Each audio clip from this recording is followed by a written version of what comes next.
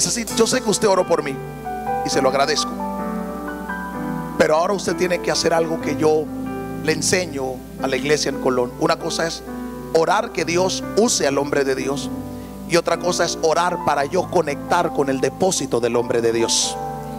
Porque usted puede orar que Dios use al hombre de Dios y Dios lo va a usar y va a bendecir a otro, pero usted tiene que tener una conexión con lo que el hombre de Dios carga. Aquel centurión le dijo a Jesús: di la palabra y mi criado sanará.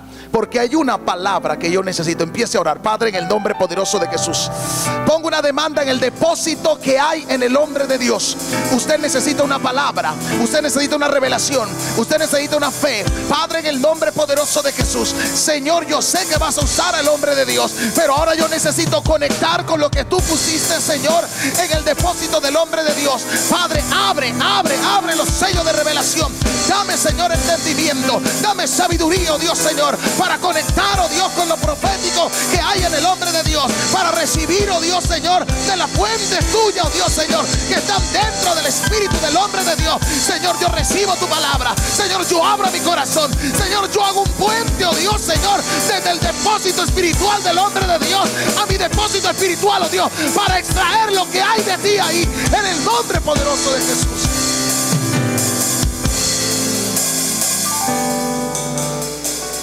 Esta ha sido una de esas mañanas inusuales, pero maravillosas, porque tener un día maratónico como el que por la gracia de Dios me corresponde es mi tercer culto. Y cuando empecé a orar a las 2:36 de la mañana, después de haber llegado anoche como a las 12 de la noche, empecé a orar por primera vez con: Señor, dame la palabra. Son 3 cultos que voy a hacer, porque el asunto no es predicar 3 veces. El asunto es entender las 3 atmósferas espiritual. Porque el asunto no es tener un mensaje, porque en la tabla hay miles de mensajes. El asunto es saber cuál es el pulso del corazón de Dios para la iglesia. Y llegué, Señor, mano, oré. Mi primer culto es a las 8 de la mañana, a las 7 de la mañana, y Dios no me dijo nada. Y entré al baño y dije: Señor, ¿y ahora qué voy a hacer? Son 3 mensajes, no tengo forma. Y justo cuando estaba en el baño, como Dios no es religioso, Dios me dio el primer mensaje: tú puedes, porque yo lo digo y tú lo crees. Y eso prediqué en mi primer mensaje. Dije: wow, Señor poderoso. Dije: Señor, faltan 2 cultos. El Señor me habló maravillosamente. Y este mensaje lo tenía como punto del mensaje anterior, porque prediqué acerca del dominio. Y el Señor me dijo: no, es que nada más son 2 puntos para allá, el resto son para el norte. Y yo digo: ok, Señor, aquí estoy. Si nosotros oímos hablar acerca de dominio, y hemos oído hablar mucho acerca de dominio, si usted tiene el libro de Agentes del Reino de papá en su mano, usted sabrá que allá hay dominio desde la portada hasta la última tapa. Todo lo que hay ahí es dominio. Pero el asunto no es tener literatura de dominio, el asunto es tener revelación de dominio. Y si usted va al libro de Génesis capítulo 1 verso 26 al 28, usted encuentra cómo Dios crea al hombre y cuál es el propósito de Dios crear al hombre, que es para que el hombre dominara, para que el hombre tuviera autoridad. Pero hubo una ruptura, hubo una caída. El hombre peca y pierde el dominio, porque siempre que se peca se pierde el dominio. El problema es que cuando yo peco, yo pierdo la imagen y semejanza de Dios, porque tomo la imagen y semejanza de aquello a lo cual yo me rendí, en este caso el pecado. Y Adán peca en el capítulo 3, sencillamente para contextualizarlo un poco. Usted entiende, la serpiente engaña a Eva haciéndolo dudar de lo que Dios había dicho. Y ese pecado no solo lo hizo perder el dominio, porque perdieron el dominio por una gran razón: perdieron la comunión con Dios. La serpiente logró que ellos perdieran, hubiera una ruptura en la comunión que tenía el hombre y la mujer con Dios. Y Dios lo tiene que sacar del huerto, que era su lugar de dominio, que era su lugar de autoridad para siempre. Y pierden su identidad, no sabían quién era.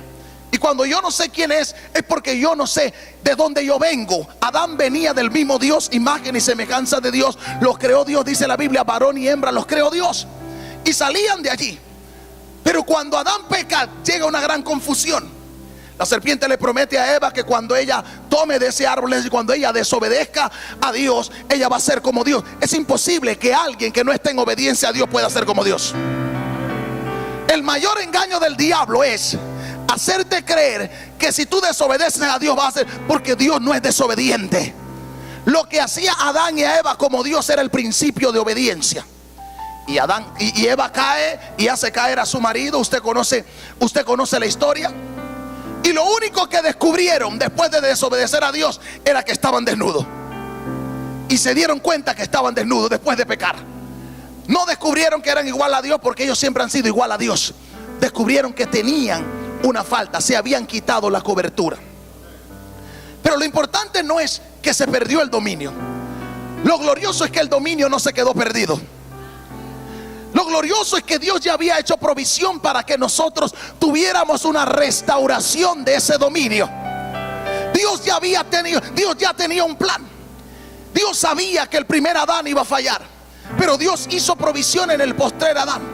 Y le dije yo a la iglesia hace un momento allá en Colón, el asunto no es sencillamente que Jesús murió en la cruz para llevarme al cielo.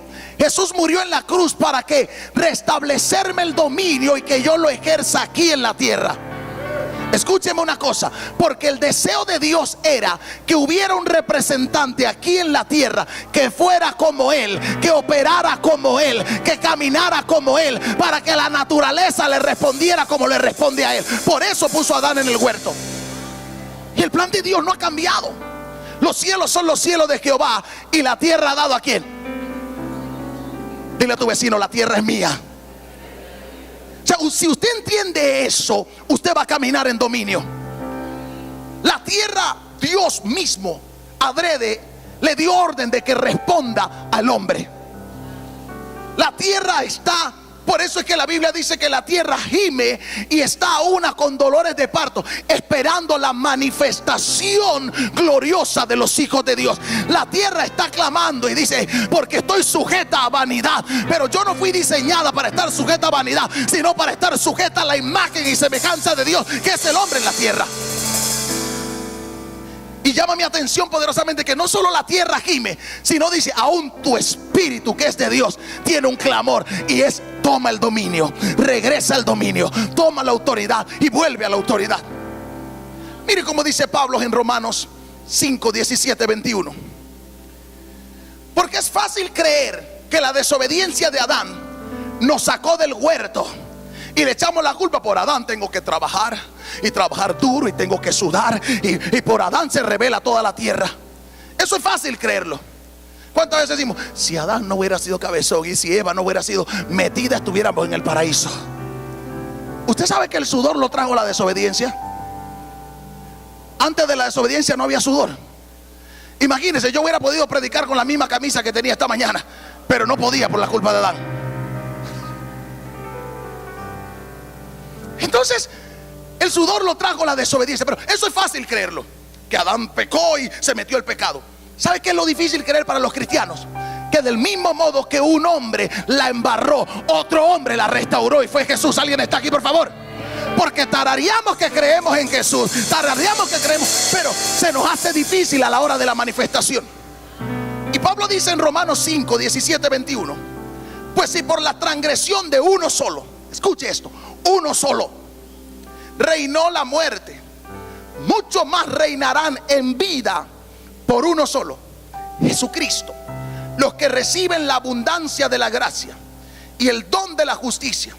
Así que, como por la transgresión de uno vino la condenación a todos los hombres, de la misma manera, diga conmigo, de la misma manera, por la justicia de uno vino a todos los hombres. ¿Qué cosa? ¿Usted puede creer eso? ¿Usted puede creer que Adán la embarró? Pero usted puede creer mayormente que Cristo la arregló. Que si Adán nos sacó del huerto, Jesús nos metió al reino. ¿Alguien está aquí, por favor? Un hombre hizo que toda la humanidad cayera en desgracia, pero otro hombre, Dios usó otro hombre perfecto para que toda la humanidad fuera restaurada a su lugar de dominio, autoridad y poder. Porque así como por la desobediencia de un hombre los muchos fueron constituidos pecadores, así también por la obediencia de uno los muchos serán constituidos justos. Y hay algo que choco con los cristianos. Es fácil creer: soy pecador salvo por gracia. Soy pecador. Eso es fácil que usted lo crea. Soy un pecador redimido, salvado por gracia. Pero es que mi Biblia no dice eso. Mi Biblia dice que lo que te hizo ser un pecador fue la desobediencia de Adán, pero la obediencia de Cristo te hizo justo. Entonces, cuando yo digo que soy un pecador, yo digo que tengo fe en la desobediencia de Adán.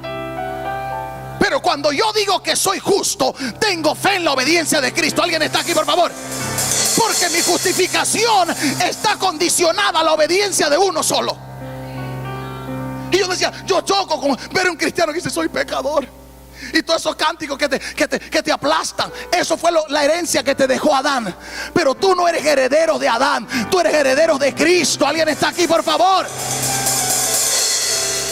Porque tú puedes vivir toda la vida quejándote por lo que te hizo Adán o gozándote por lo que te hizo Cristo. Tú decides de qué vas a vivir. Tú decides hacia dónde vas a vivir. Ay, es que Adán me hizo un pecador. Pastor, ¿qué voy a hacer si yo soy barro? Pero a ti se te olvida que tú fuiste una nueva creación, creado en Cristo Jesús. El material que te dio Adán fue barro. El material que te dio Jesús fue espíritu. Ahora tú vives desde adentro hacia afuera. ¿Alguien está aquí, por favor? Pero la ley se introdujo. Fíjese eso. Pablo dice: ¿usted sabe por qué hay ley? Para que abunde el pecado. Porque la ley regula el pecado, la gracia lo elimina. Escúcheme que te lo digo como hombre de ley. La ley no puede quitar el pecado. La ley puede categorizarlo y hacer una gran lista de pecados. Solo la gracia puede eliminar el pecado. Por eso el apóstol Pablo dice: porque la ley se introdujo para que el pecado abundase. Mas cuando el pecado abundó, oh my God, mas cuando el pecado abundó, sobreabundó la gracia de Dios. Porque la gracia está por encima de la ley. La gracia está por encima del pecado. Entonces, si yo tengo esa conciencia, yo entiendo que puedo tener debilidad, pero me anclo de su gracia. El hombre y la mujer que tiene revelación de la gracia de Dios no pierde el dominio. No importa si fallaste, no importa si caíste, sobreabunda la gracia de Dios. ¿Cómo Jesús recuperó este dominio? Recuerde que cuando en el monte de la tentación Satanás viene y le dice a Jesús: todos estos reinos te daré porque a mí me fueron confiados si postrados me adorares. Lo tenía. Hubo una transacción legítima. No crea que fue una transacción ilegítima. Si te predicaron eso, te mintieron. Satanás no violentó a Adán para tomar el dominio. Hicieron un canje legal. Fue legal. Adán cedió legalmente. ¿Por qué? Porque Adán decidió obedecer a su mujer en lugar de obedecer a Dios. Y la mujer decidió obedecer al diablo en lugar de obedecer a su marido. Legalmente hubo un intercambio. Así que él dijo: todos a mí me fueron dados. Creo que es una de las únicas verdades que ha dicho el diablo en su vida. A mí me fueron dados. Y si usted se fija, Jesús no le refutó eso. Jesús no le dijo: no, eso es mentira. Jesús le dijo: escrito está, el Señor tu Dios. ¿Qué le cuestionó Jesús? La adoración. Escrito está, el Señor tu Dios adorarás y a Él solo tú servirás. Pero Jesús sabía que lo que Satanás había dicho en ese momento por primera vez en toda su vida era cierto. A Él le entregaron todos los reinos de este mundo. Y Jesús sabía también que la misión de Él en esta tierra era recuperar el dominio de todos esos reinos. Dije yo algo esta mañana: ¿usted cree que Jesús recuperó los dominios del reino para el Padre o para Él? No. Porque resulta que el Padre y Jesús nunca perdieron el dominio de los reinos. Lo perdió Adán. ¿Alguien está aquí, por favor?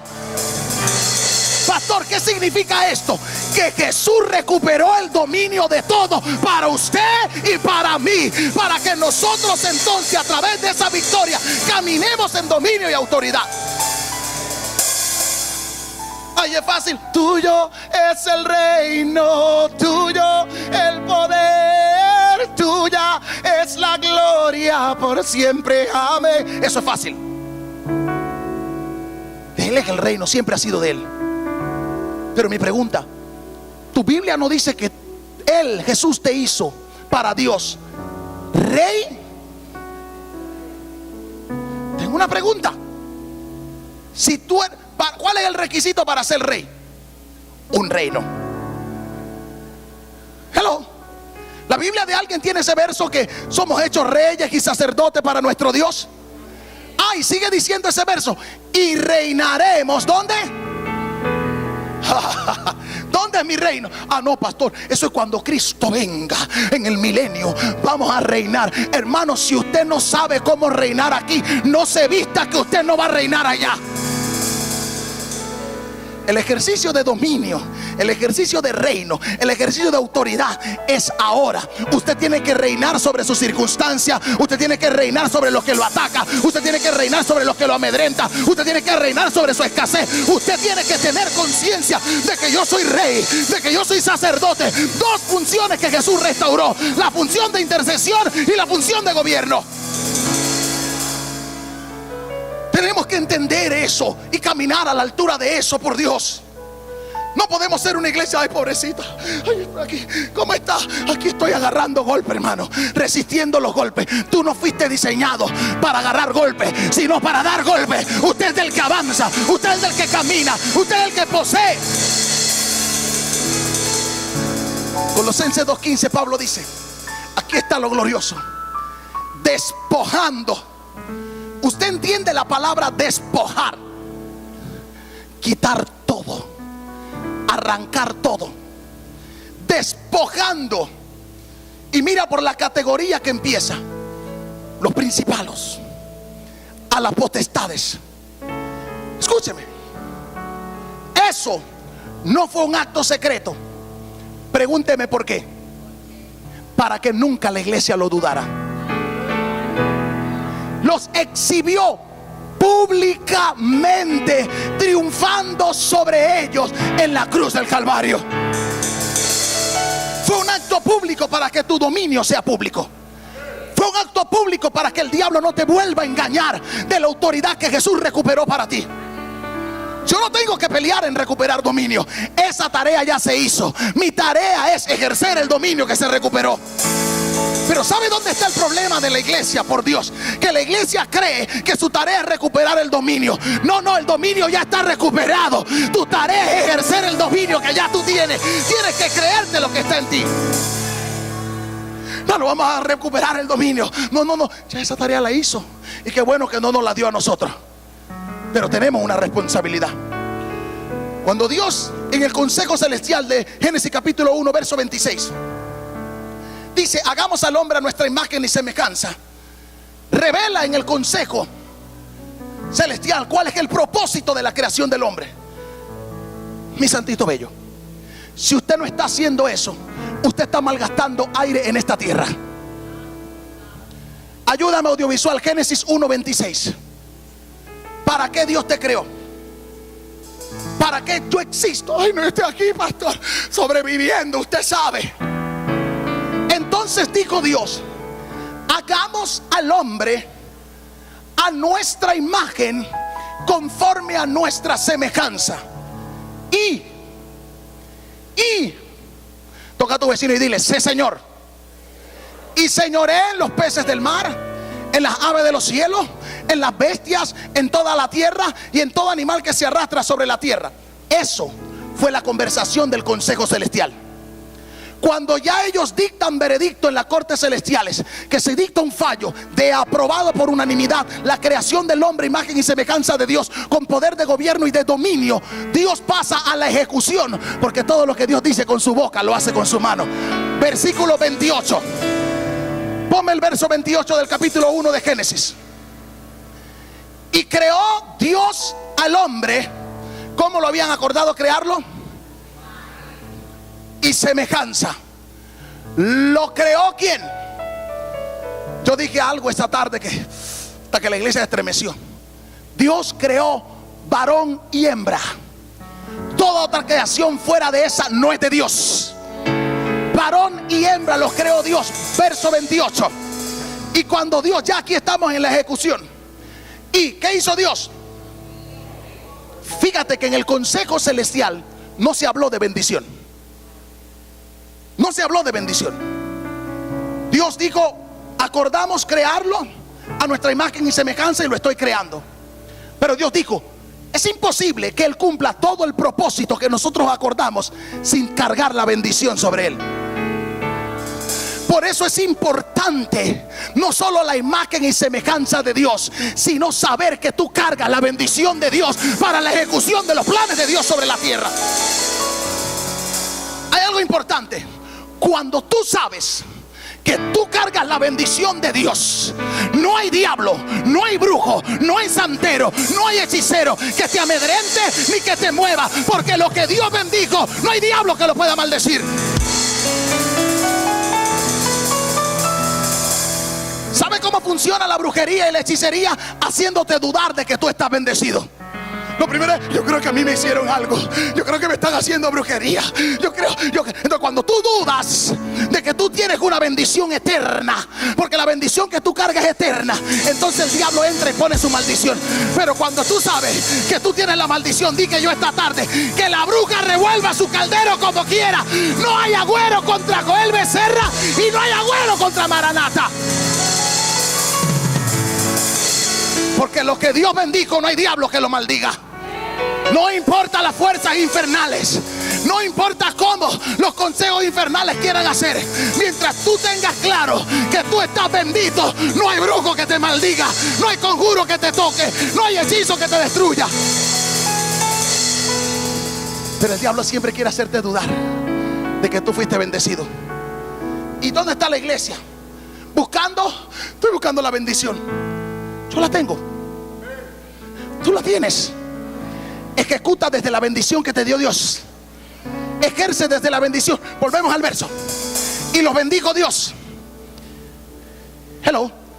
Y aquí ya Dios dijo: mi parte está hecha.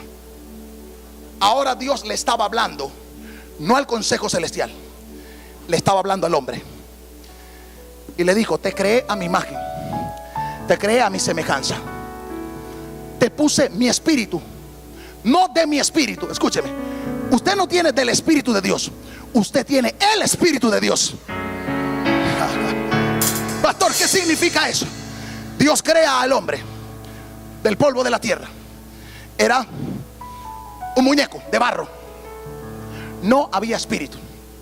¿Y qué hizo Dios? Por eso es que todo ser humano, cuando muere, su espíritu regresa a Dios. Ay, esto choca con la religión. Pastor, ¿cómo así? Y los santeros y los brujos. Quita su espíritu y dejan de ser. Por eso es que Dios te dio poder de decisión sobre tu alma, sobre tu cuerpo, pero no sobre tu espíritu. Yo decido el destino eterno de mi alma. Yo decido qué hago con mi cuerpo. Por eso el apóstol Pablo dice: el espíritu está dispuesto, porque el espíritu fue diseñado para obedecer a Dios. La única forma de yo comunicarme con Dios es desde mi espíritu. Dios no le habla a mi alma, Dios no le habla a mi carne, Dios le habla a mi espíritu, para que mi espíritu le hablen a las otras partes de mi ser. ¿Te lo prueba la Biblia? Porque Dios está buscando verdaderos adoradores que le adoren. ¿Cómo? ¿Cómo? No dice en alma, en emoción, en grito, en salto. Dice en espíritu. Porque lo que Dios recibe no es lo que sale de mi carne, es lo que sale de mi espíritu. Donde Dios se conecta es de mi espíritu, que es lo que es de Él. Tu carne nunca va a querer de Dios, al menos que tu espíritu la tenga sometida. ¿Por qué ayunamos? Para enviarle un mensaje a la carne. Tú no mandas. Tú no mandas. Yo vivo desde el Espíritu. Yo vivo desde adentro. La obra redentora de Jesús. En Romanos 5:17 se nos dice que a través de Jesucristo y de su obra redentora, solo aquellos que lo reciben pueden reinar en vida. Y así, aquí sí quiero que me preste atención, iglesia. El hecho de que tú estés sentado aquí, de que tú estés sirviendo, de que tú estés predicando, no significa que tú recibiste la obra redentora de Jesús. Porque tú puedes haberte anexado a la congregación o a la denominación, pero no haber aceptado la obra redentora de Jesús. Pastor, dígame cómo yo sé que la acepté. Caminas en dominio, caminas en autoridad. Si usted se fija, el propósito de nuestra creación se nos sale de que somos pequeños. Y tal vez las maestras que trabajan con niños puedan entender esto un poco más. Si usted ve a unos niños jugando y ellos juegan a la escuela, los niños siempre buscan: yo quiero ser el maestro, la autoridad. Si juegan a los papás, ellos quieren la figura de autoridad. Ellos no quieren ser hijos, porque ellos no tienen entendimiento de esto, pero su espíritu, imagen y semejanza de Dios lo empuja. Tú fuiste diseñado para estar arriba, tú fuiste diseñado para ser cabeza, tú fuiste diseñado para siempre gobernar. Y es lo que se le manifiesta a un niño sin conciencia contaminada, porque el asunto de la conciencia es la contaminación. Por eso Jesús dice: sean como niños que no tienen mucha información y por eso no tienen mucha contaminación. El problema es cuando le meto mucha cosa a mi conciencia. Uso la lógica: ¿será o no será? El niño cree aunque no entienda. El problema es que mientras más sabemos, más cabezones nos ponemos, más difícil es creer. Porque es que espérese, la ley de la física, de la gravedad. Yo quiero explicar una cosa, no me cuadra eso. La fe no te cuadra porque no es cuadrada. La fe es fe, punto. Pero yo tengo que recibir la obra redentora de Jesús, que no es solo llevarme al cielo, no es solo sanar mi cuerpo. ¿Quieres que te diga una cosa? Ay, Jesús, todo eso son añadidurías. El propósito de la obra redentora es restablecer el dominio al hombre de Dios en la tierra. Dios podía salvar toda la humanidad, sencillamente no permitiendo que nacieran bajo el dominio de Adán. Pero Dios lo dejó nacer para poder llevárselo al cielo. Él podía hacerlo de otra forma. Jesús no tenía que padecer lo que padeció. Si usted analiza la redención, cada proceso de la redención de Cristo tiene un propósito en la vida del hombre. Y Pablo deja cosas claras como Isaías dice: mas él herido fue por nuestras rebeliones, molido por nuestros pecados, el castigo de nuestra paz fue sobre él, y por su llaga hemos sido nosotros curados. Sabemos por qué lo azotaron, para qué lo azotaron, para qué pasó todo eso. ¿Y qué dice? Él en su riqueza se hizo pobre para que yo fuera enriquecido. Diga conmigo: eso es redención. Pastor, significa entonces que si yo no lo he alcanzado, tu redención está incompleta. Preguntaría en este momento en cualquiera de las iglesias en Colón: ¿sigo o paro? La muerte y la separación de Dios que nosotros experimentamos debido al pecado son vencidas por la gracia y la justicia de Jesús. Si hago una pregunta, usted promete que me contestará con sinceridad. Hágase cuenta que estamos ante un tribunal y usted fue llamado como testigo. ¿Jura usted decir la verdad, solo la verdad y nada más que la verdad?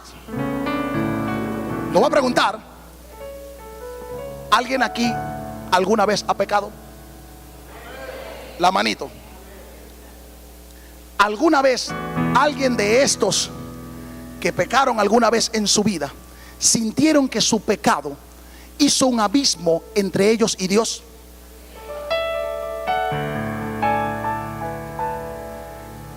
¿Qué es lo que causa el pecado? Separación de Dios. Aún al propio Jesús, como tenía la carga de pecado encima de la humanidad, el Padre tuvo que hacer el abismo.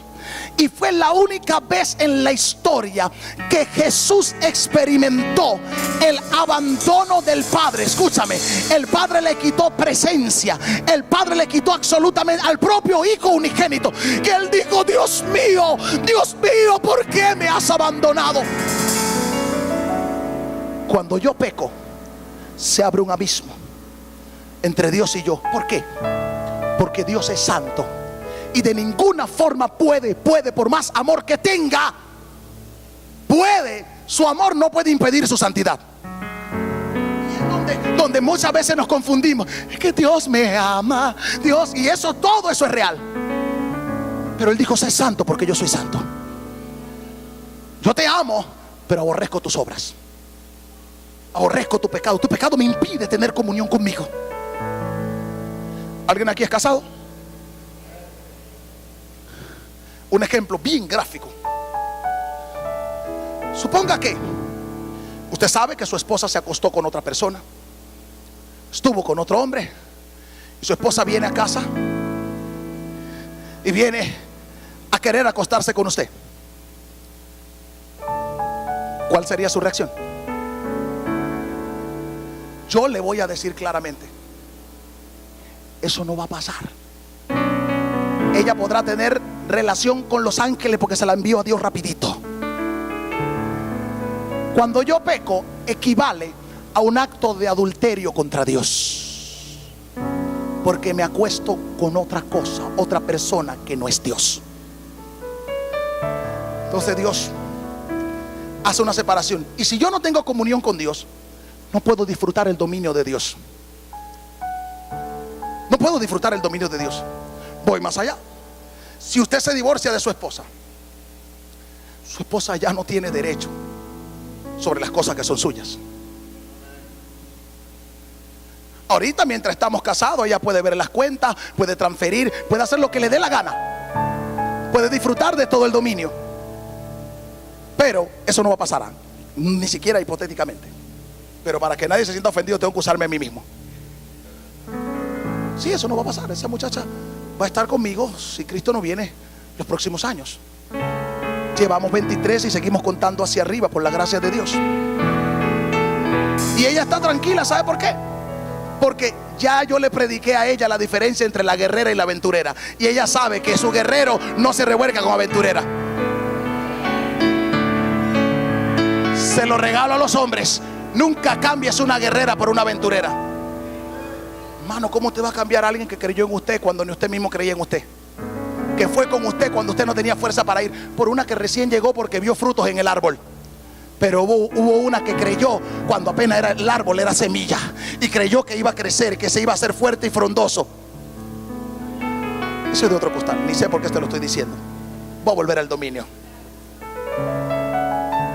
Y en Colosenses 2:15 nos muestra que Jesús triunfó sobre los poderes espirituales malignos en la cruz.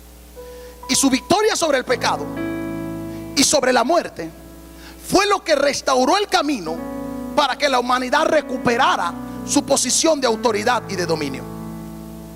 ¿Qué hubiera pasado si Jesús no resucita? ¿Está listo?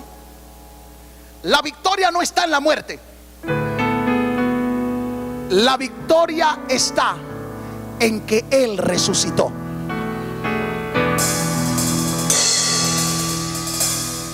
Y yo sé que es poderoso. Él murió por mí. Él murió por mí. Pero la victoria está en que Él, lo que selló el regreso del dominio fue que Él dijo: ¿dónde está, muerte, tu aguijón? ¿Y dónde, oh sepulcro, tu victoria? Sorbida es la muerte, en victoria yo estoy. Ahí está la clave de todo eso. Y es fácil predicar de la muerte, pero difícil entender la redención.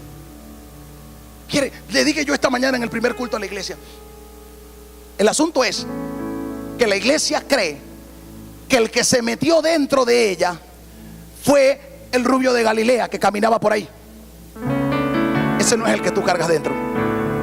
El que tú cargas dentro fue el que se levantó al tercer día de la tumba. ¿Por qué se metió ese y no el otro? porque el otro tenía limitaciones humanas y el que resucitó ya no tenía límite. Por eso somos más que vencedores, por eso hacemos obras mayores. ¿Por qué? Porque cargamos el poder de resurrección dentro. Yo no cargo un Jesús religioso, yo cargo un Jesús resucitado. Cuando Él caminaba, Él tenía que abrir puertas para entrar. Cuando Él resucitó, Él atravesaba las paredes. ¿Alguien está aquí, por favor? Pastor, ¿qué significa eso? El que se te metió fue el que resucitó. Dile a tu vecino, el que tienes adentro fue el que resucitó. No sigas actuando como que si se metió el que no ha muerto. Recuperando la autoridad a través de la fe en Cristo. En Lucas capítulo 10, versículo 19, los intercesores conocen ese verso, recitan ese verso, oran ese verso. Pero el problema es vivir ese verso. He aquí, os doy autoridad, potestad, dominio, poder de aplastar. La palabra hollar es aplastar. Serpientes habla de fuerzas demoníacas, de un nivel. Y escorpiones, pecados. ¿Y sobre qué? ¿Sobre cuál? Entonces, ¿por qué la iglesia está asustada? Ay, que la bruja, ay, que el santero, ay, que este. Yo tengo poder sobre toda fuerza del enemigo. Y no pido excusa por decirlo. No pido excusa por creerlo, porque mi Jesús dijo, no que me iba a dar, me dijo, te estoy dando. He aquí, te estoy dando ahora, tiempo presente. Te doy autoridad y potestad para pisar serpientes y escorpiones y sobre toda fuerza del enemigo. Y nada, diga conmigo, nada. ¿Y por qué hay cristianos asustados? Porque el caldero del diablo es que apareció en mi casa. Mano, todos los brujos de Colón ensayan haciendo cosas contra mi casa y contra mi iglesia. Que sigan. No importa, yo no me asusto. Hay una gallina sin cabeza, hay esto, hay aquello. Hagan lo que sea. La última vez dije, déjenme la viva para ver si hago un sancocho. Y pastor, usted no tiene miedo. ¿Cómo teniendo un Dios tan grande voy a tener miedo? O sea, entienda, pastor, que hay una bruja en la iglesia. El mismo diablo viene a la iglesia. Los principados y las potestades se sientan a la iglesia. ¿Por qué? Porque ellos vienen para que nosotros les revelemos la multiforme sabiduría de Dios. Ay, usted no quiere oír eso. No, aquí viene Dios. Pero es que mi Biblia dice que para que la multiforme sabiduría de Dios sea dada ahora a conocer a los principados y las potestades por nosotros. ¿Quieres que te diga algo? El diablo conoce a Jesús porque se lo predicamos. Él nunca tuvo relación con Jesús. Él y Jesús en el cielo nunca se toparon. Nunca tuvo ni siquiera idea, porque Jesús estaba en el seno del Padre y él no había llegado al seno del Padre. Antes de que se le diera ese honor, el tonto creyó que podía quitar al Padre del trono. Porque este es el misterio que había estado oculto desde siglos y edades. Cristo en nosotros, la esperanza de gloria. Dice, porque si ellos hubieran conocido, si ellos no hubieran crucificado al Señor de la gloria, no lo conocían. Entonces, siéntese bien de que cuando usted predica de Jesús, los principados y las potestades aprenden. Pastor, no me diga eso, que no voy a predicar de Jesús. Ellos no pueden tener comunión con Jesús. ¿Sabe por qué? Adoradores, su adoración provoca pausa en la eternidad. Todo el consejo celestial de adoración desea sentir y experimentar lo que un adorador en la tierra experimenta. En el cielo se adora por obligación. En la tierra se adora por honra y pasión. Los ángeles adoradores de la corte celestial de adoración no tienen de otra que adorar día y noche, día y noche. Fueron creados para eso. Pero ¿por qué ellos se impactan? Porque ellos dicen: estos pueden hacer lo que le da la gana, pero deciden adorar. Estos pueden elegir otra cosa. ¿Por qué ellos se impactan? Porque dicen: pero es que ese pecó ayer, pero hoy está aquí derramando su corazón, derramando su perfume. ¿Qué se sentirá adorar desde la posición de un redimido? Entonces tu adoración no es cualquier cosa, es tan importante. Imagínate, un Dios con una adoración perfecta sale a buscar adoradores. No está buscando predicadores, sorry, y yo soy uno.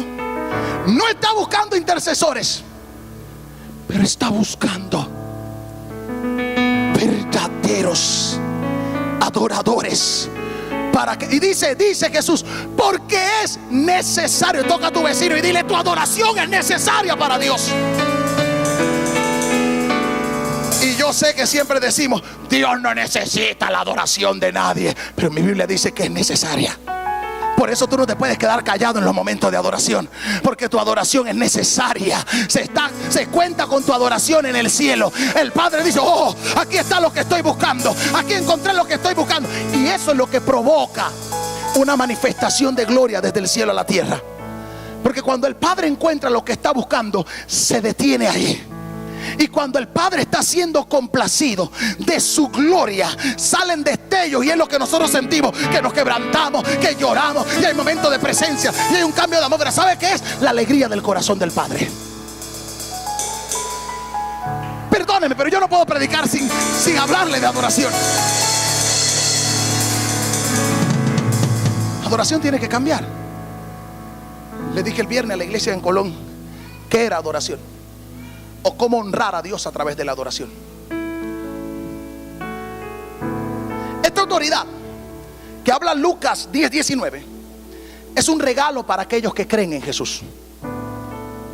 Y es solo a través de la fe en Cristo que recuperamos la autoridad espiritual que se perdió cuando Adán pecó. Yo tengo que creer, yo tengo que tener fe en Jesús, una fe real. Tal vez tú no entiendas muchas cosas de la vida de Jesús. No dice que tú tienes que entender, tú tienes que creer. Pastor, hay muchas cosas que yo no entiendo, pero yo creo. Yo tengo la actitud de María.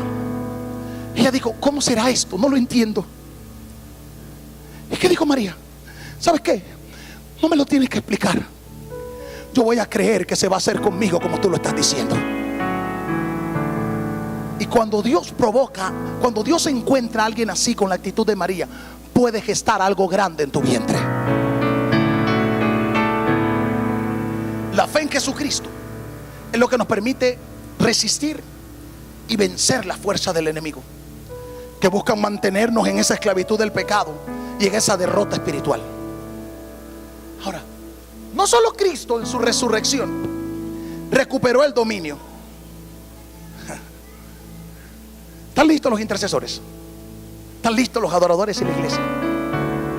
Sino que Cristo, cuando vino y fue a la cruz del Calvario, murió y resucitó el tercer día, nos ubicó en la posición de Él de vencedor. Tu posición de vencedor es la misma posición de Cristo de vencedor. Pastor, ¿qué significa eso, pastor? Pablo dice en Romanos 8:37: antes, en todas estas cosas somos, pero ¿cómo? Por medio de aquel que me amó. Pero él dice que él nos hizo sentar juntamente. Escucha, ellos no están sentados juntos, ustedes no están sentados juntos. La palabra juntamente que dice ahí, dice en el mismo lugar. Y nos hizo sentar juntamente con, no que se hizo un trono adicional. Está el trono del Padre y está el trono del Hijo. ¿Dónde estamos nosotros? ¿Dónde estamos nosotros? Conciencia, por Dios. Conciencia de dónde yo estoy. Entonces cuando yo descubro, no es que a mí me sentaron al ladito de Jesús y que lo tengo aquí diciéndole secretito. No. Jesús dijo, ¿por qué? Porque hay una autoridad del trono. Escúchame, la silla de gobierno por sí emana autoridad. Si usted va al salón amarillo del Palacio de la Garza, ahí solo se sienta el presidente. Y si alguien ha ido, usted ve esa silla que brilla y ese gran escudo que está ahí, y de ahí emana una autoridad y es terrenal. Pero ¿qué dice la norma? En ese trono, por constitución, solo se sienta uno, ni siquiera el vicepresidente. En el trono del cielo tiene trono el Padre, tiene trono el Hijo, y hay 24 tronos que son de los 24 ancianos. Pero mi Biblia no dice que nos sentaron en un trono adicional a donde están los 24 ancianos. Los 24 ancianos están aquí, el Padre está aquí y el Hijo está aquí. ¿Qué significa, pastor? ¿Al lado de quién estoy?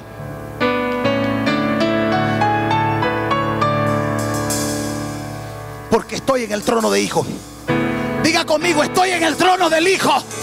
Estoy en el trono del Hijo.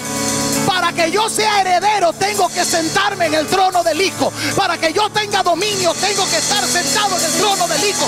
Jesús no te sentó al lado, se sentó juntamente con Él. Como creyentes en Jesucristo tenemos una posición elevada con Él. Somos más que vencedores a través de aquel que nos amó. Y esta posición no se basa en nuestros méritos, sino en la gracia y el sacrificio de la cruz. Por eso es que usted puede encontrar hermanitos o hermanitas sencillas con un nivel de autoridad que apóstoles y profetas no tienen. Porque el título en la tierra lo único que te hace es meterte en problemas. Porque tú puedes ser en la tierra un serafín si tú quieres, pero en el cielo no eres nada. Entonces lo importante no es el título que me pongan en la tierra. Lo importante es quién soy en el cielo. Porque de acuerdo al criterio que se tenga de mí en el cielo, será el rango de autoridad y dominio y respeto que haya de mí en el infierno y en la tierra. ¿Sabe que el infierno se ríe cuando algunos dicen que son apóstoles, profetas? Entonces el infierno dice, ¿esta cosa qué es? Es que de arriba la orden no se me ha bajado diciéndome que Él es. Pero ¿sabe cuál es el mayor título? El que te da mayor poder y al que el diablo más le teme y le tiemble: Hijo de Dios. Porque tú puedes ser pastor, profeta y maestro y ser hijo del diablo, pero cuando tú tienes revelación de que tú eres hijo de Dios, el diablo le dice a sus demonios: ni lo toquen, ni lo miren, ni se acerquen, porque el papá de ellos es peligroso. Oh my God. Y tienen un hermano mayor que es violento. Tienen un hermano mayor que donde se acerque lo va a aniquilar. Ya lo hizo hace 2000 años en la cruz y le va a volver a dar otra pela. No somos huérfanos, tampoco somos hijos únicos. Tenemos padre, tenemos hermanos, que tiene tanto cuidado de nosotros que dijo: no los voy a dejar más solo, les voy a enviar el Consolador. Y ese camina con nosotros todos los días hasta el fin del mundo. Oh Espíritu Santo, te doy gracias. Y a medida que nosotros comprendemos quienes somos en Cristo, podemos vivir en esa autoridad, podemos vivir en ese dominio sobre las circunstancias de la vida y sobre todas las circunstancias espirituales malignas. ¿Entienda algo?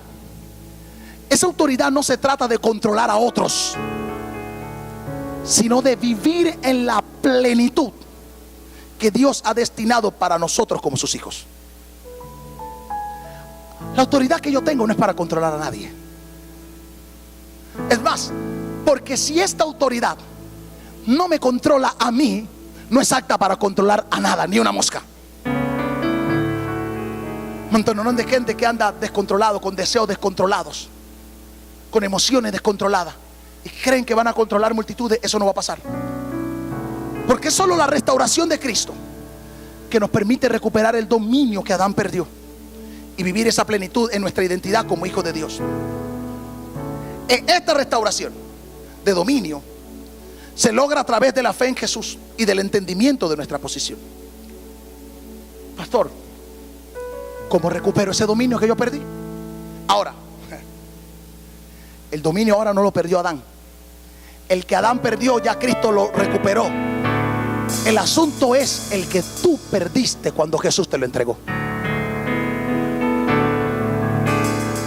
¿Usted está listo? Porque es fácil echarle la culpa a Adán. Lo que Adán embarró, ya Jesús lo limpió. Saca a Adán de la ecuación. Saca a Adán de la ecuación. Jesús fue a la cruz, recuperó el dominio, y cuando te llamó te dijo: aquí está. Te dejo el ejemplo de Adán. Mira lo que le pasó a Adán para que no te pase a ti. Y la iglesia cae en lo mismo. Pero ahora yo tengo que recuperar el dominio, no que Adán perdió, que yo perdí. El dominio que yo perdí. Dile a tu vecino: esto es contigo. Fue maravilloso escuchar que fue Adán y que fue Eva, y yo no sé qué le pasó a Eva. Ya eso se arregló. Porque podemos seguir excusándonos y siendo irresponsables toda la vida, y teniendo el mismo espíritu de Adán y Eva. La mujer que tú me diste, la serpiente, aquí y allá. Eso ya lo arregló Jesús. Estamos hablando del dominio que la iglesia actual perdió. ¿Y usted cree que Jesús va a bajar a recuperarlo de nuevo? ¿Sigo o paro? Tengo un punto más. ¿Me lo soportan? ¿Hasta qué hora es el culto aquí? Yo llegué tarde, así que tranquilo. ¿De verdad quiere escuchar cómo recuperar el dominio? Efesios 2, 6 al 7. Y juntamente con Él. Diga conmigo: juntamente con Él.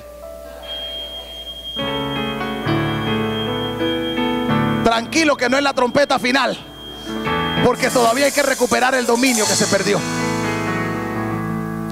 Efesios 2, 6 al 7. Y juntamente con Él nos resucitó.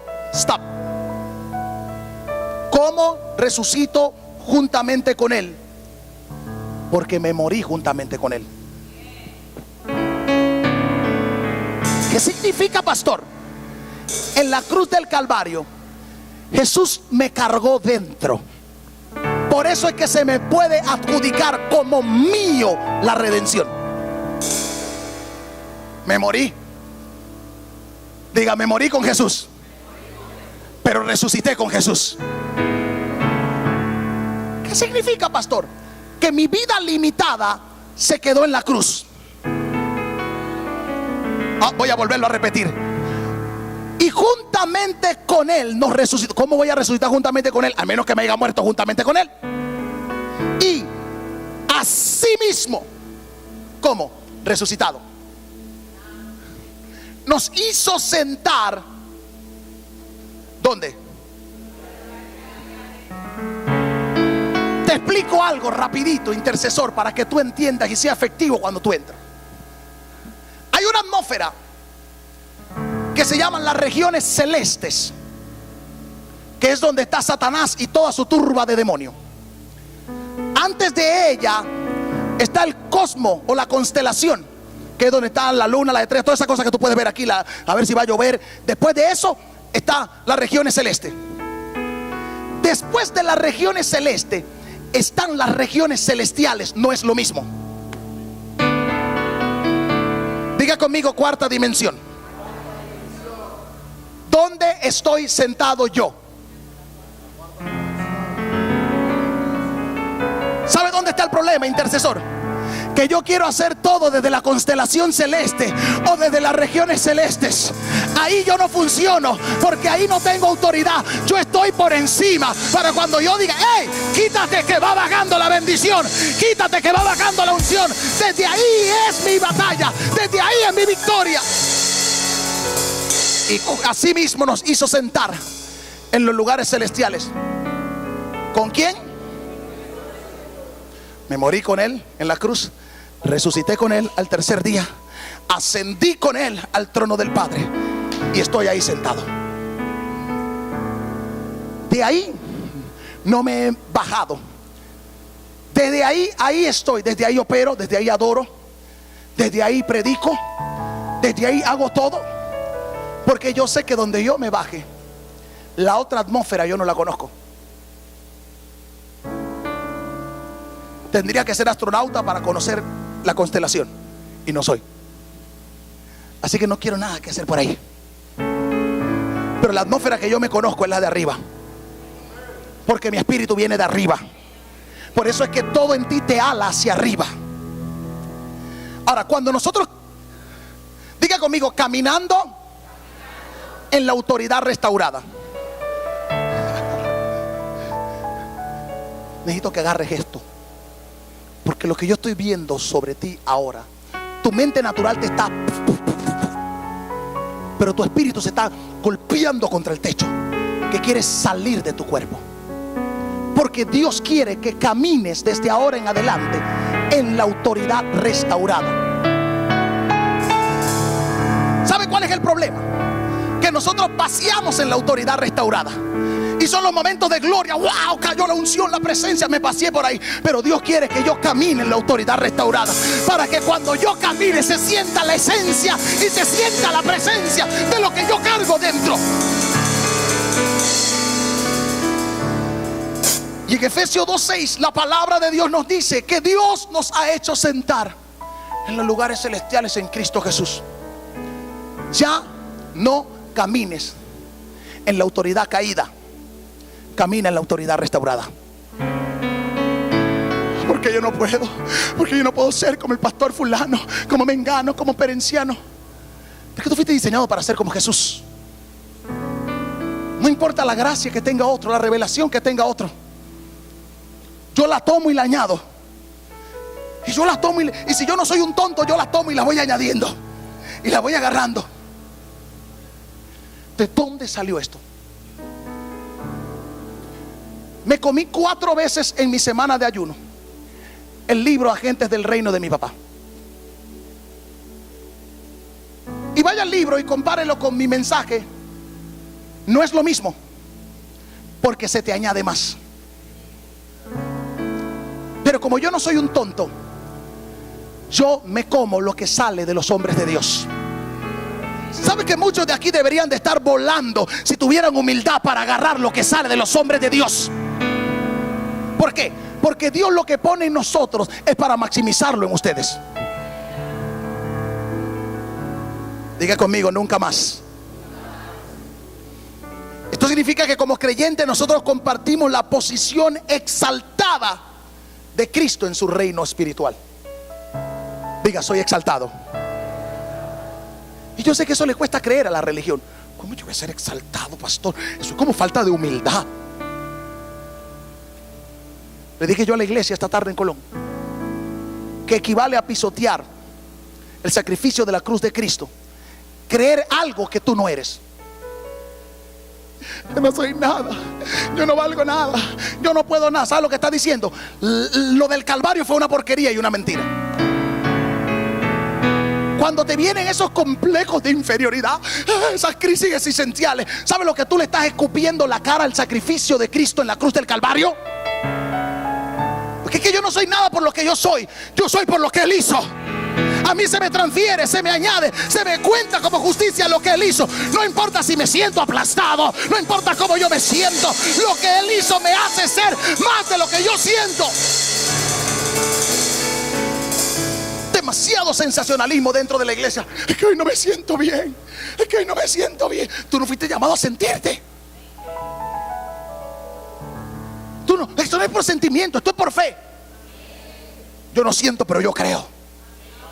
Yo no siento, pero yo creo. Ay, yo pregunto, ¿y cuántos están sintiendo la unción de Dios? Oye, pastor, sí. Yo no siento nada, pero yo creo todo. Yo creo todo. Porque por fe andamos y no por vista. ¿Sabe qué es lo único que es falso? Realmente falso en ti. Tus emociones. Son mentiras. Pregúnteme por qué. Porque las pone el diablo. Las pone el diablo para turbarte. Por eso tú tienes que aprender de que Dios es Dios fuera de tus 5 sentidos. Él es Dios. Si lo siento o no lo siento, Él es Dios. Si me duele o no me duele, Él es Dios. Si tengo un diagnóstico o no lo tengo, Él es el sanador. Es por fe. Si tengo una crisis o no la tengo, Él es todopoderoso. Si oré y no pasó, Él sigue siendo rey. Es entender y tener esa fe clara de lo que es Dios. Caminar en la autoridad restaurada implica vivir de acuerdo con esta verdad espiritual y reconocer que nosotros tenemos acceso a la autoridad y al dominio que Cristo me ha otorgado. Diga conmigo: yo tengo acceso a la autoridad y al dominio que Cristo me ha otorgado. Escúchame. ¿Usted analizó lo que usted confesó? Cuando tú tienes acceso, no tienes que pedir permiso. Tienes que entrar y tomar, porque tienes acceso. Si usted ve en lugares dice solo personal autorizado, y hay un staff que abre esa puerta aunque tenga ese letrero, y usted dice, pero es que no sabe leer. No tiene acceso. Bueno, usted tiene acceso a la autoridad restaurada. No hay que estar, me permite entrar, me permite entrar. Yo tengo acceso. Yo lo que tengo que hacer es permiso, que yo voy a entrar, porque yo tengo acceso. Se me ha permitido entrar a esa autoridad restaurada, para que yo camine desde ella, para que yo opere desde ella. Ahora, y cuando yo camino desde esta autoridad restaurada, yo tomo posesión de mi bendición en Cristo.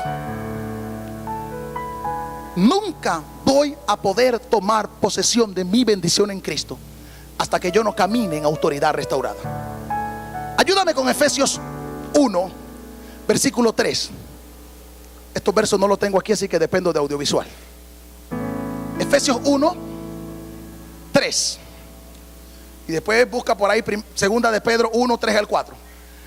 Bendito sea el Dios y Padre de nuestro Señor Jesucristo. ¿Que qué? ¿Que qué? ¿Con cuáles? ¿Dónde están? ¿Se da cuenta por qué algunos no son bendecidos? Porque lo están buscando en el cosmos, lo están buscando en la tierra, lo están buscando en las regiones celestes y está en los lugares celestiales. ¿Por qué Dios, siendo un Dios bueno, siendo un Padre amoroso, dejaría toda la bendición que yo necesito en los lugares celestiales? Porque ahí es donde se supone yo esté. Ahí es donde se supone yo esté, para que yo tenga acceso a eso. Segunda de Pedro 1, 3 al 4. Tengo que ponerle verso porque yo sé que el tema es un poquito atraganta, pero usted después lo va a volver a oír hasta que esa autoridad se le haga rema a usted. Segunda de Pedro 1, 3 al 4. Y diciendo, no 1, 3 al 4. Capítulo 1, eso. Como todas las cosas, diga conmigo, todas las cosas. Ahora diga, se acabó la crisis. Dile a tu vecino, se acabó tu crisis. Como todas las cosas que pertenecen a la vida. Eso es lo que tú necesitas: carro, casa, trabajo, marido, a la vida y a la piedad, unción, revelación, poder, denuedo. Nos han tiempo. ¿Usted entiende un poquito de español? Tiempo pasado, Toca a tu vecino y dile: yo ya lo tengo. ¿Será por eso que Dios no le responde a alguno ay, Señor, bendíceme, Señor, dame esto? Ya yo te lo di, agárralo. Y parecemos niñitos: papá, dame esto, papá. Pero lo tienes, muchacho, está ahí. Nos han sido dadas. ¿Por qué?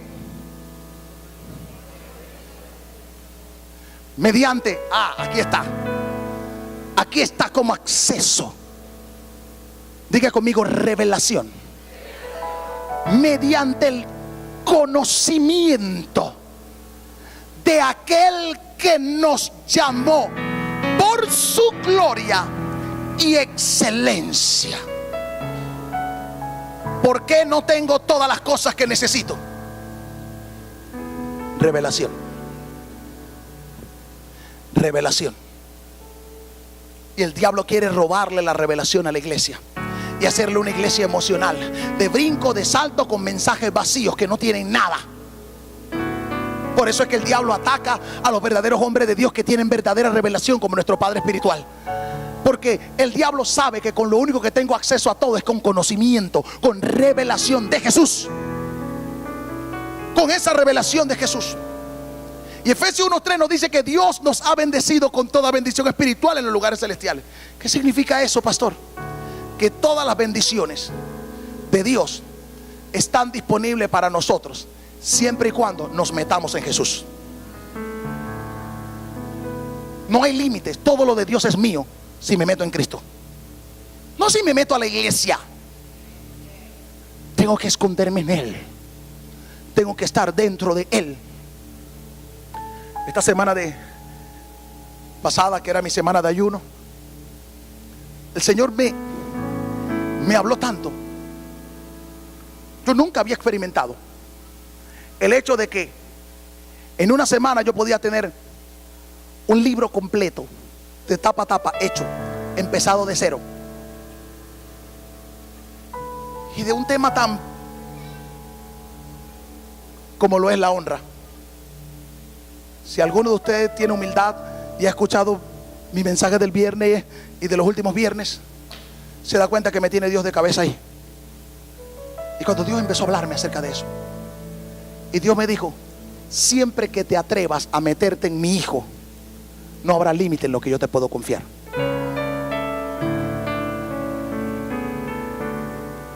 Esto significa que todas las bendiciones de Dios están disponibles para nosotros en Cristo. Y cuando leemos 2 de Pedro 1:3-4, se nos dice que nosotros hemos recibido todo lo que pertenece a la vida y a la piedad a través del conocimiento revelado de Dios. Y tomar posesión de nuestras bendiciones implica creer y recibir lo que Dios ya ha provisto para nosotros en Cristo. Diga conmigo: creer y recibir.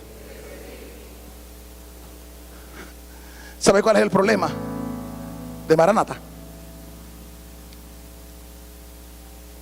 Cree mucho, recibe poco. Aquí no hay problema con fe. Aquí hay problema con ejecución de esa gran fe que tenemos.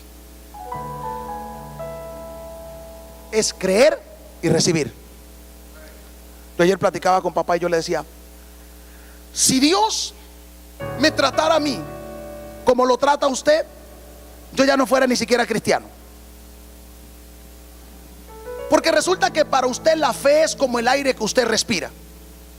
Yo, aún teniendo grandes visiones, grandes visitaciones, grandes revelaciones, tengo problema con creer.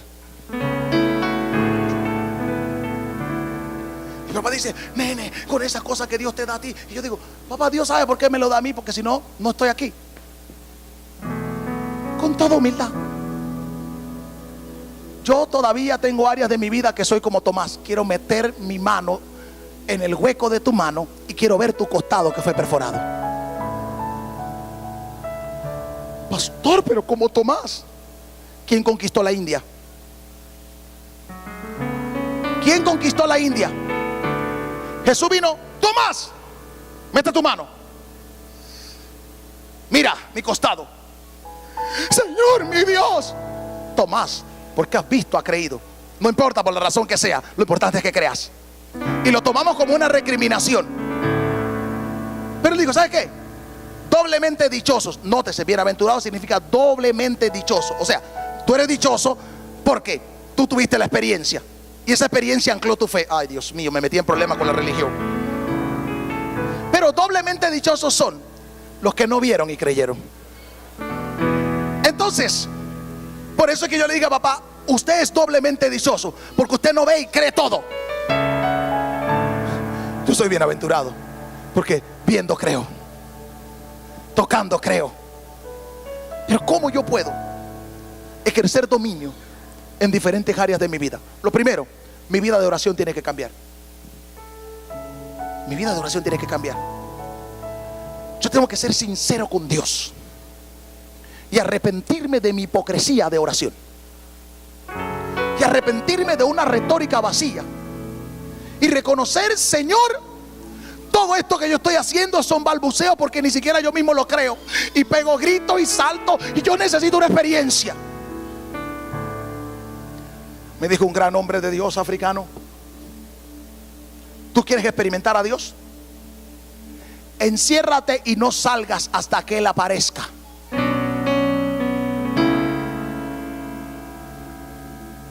Y esta semana en el ayuno me quedé ahí y le dije: Señor, si tú no vienes yo no me voy. Pastor, eso es un atrevimiento, eso es osadía. Pero parece que Dios le agrada eso. El jueves llegó y dije: estaba esperando que me desearas como nada en este mundo.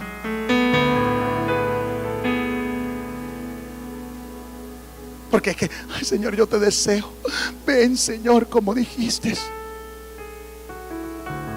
¿Usted alguna vez se ha enamorado de alguien?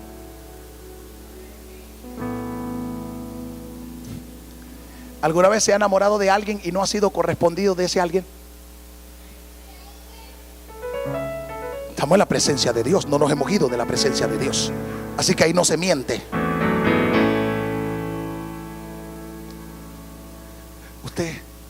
Yo voy a esperar en algún momento. En algún momento.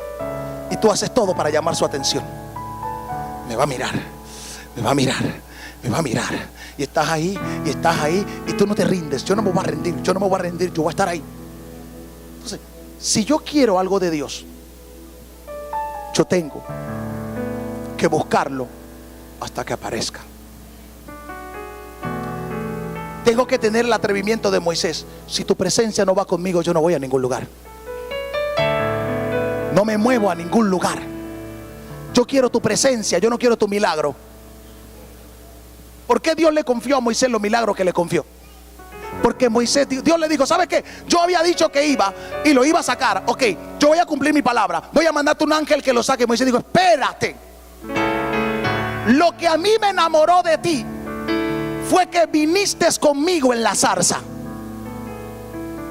No fue que prendieras la zarza y que no se quemara. Así que, Señor, gracias por cumplir tu promesa. Ok, pero si tu presencia no va conmigo, mátame aquí. Déjame aquí. Porque yo prefiero vivir con presencia y sin milagro a vivir con milagro sin presencia. Si tu presencia no va conmigo, no me saques de este lugar. ¿Qué, Moisés? Y Dios dijo: mi presencia irá contigo. Y fíjate lo importante de la presencia, porque a veces andamos turbados. ¿Sabe por qué? Porque no tenemos presencia. Tenemos milagro, pero no tenemos presencia. Y Él dijo: mi presencia irá contigo y te daré descanso. El descanso no está en los milagros, está en la presencia. Y Moisés dijo: oh, tengo tu presencia, ahora puedo pedir otra cosa. Muéstrame tu rostro. ¿Qué? Muéstrame tu rostro. No hay hombre que vea a Dios y viva. Moisés, eso era para Adán, y eso no ha sido restaurado. Pero tú sí puedes ver a Dios cara a cara. Parte del dominio restaurado a Adán era comunión cara a cara con el Padre. Eso lo tenía Adán y eso lo perdió. Y eso lo recuperó Cristo para nosotros. Por eso es que su nombre es Emmanuel, Dios con nosotros. Él restauró no solo dominio, sino comunión cara a cara con nosotros. Y Moisés lo logró sin autoridad restaurada. Moisés hablaba con Dios cara a cara. Imagínense usted y yo que Jesús murió por nosotros. Levante sus manos y diga gracias.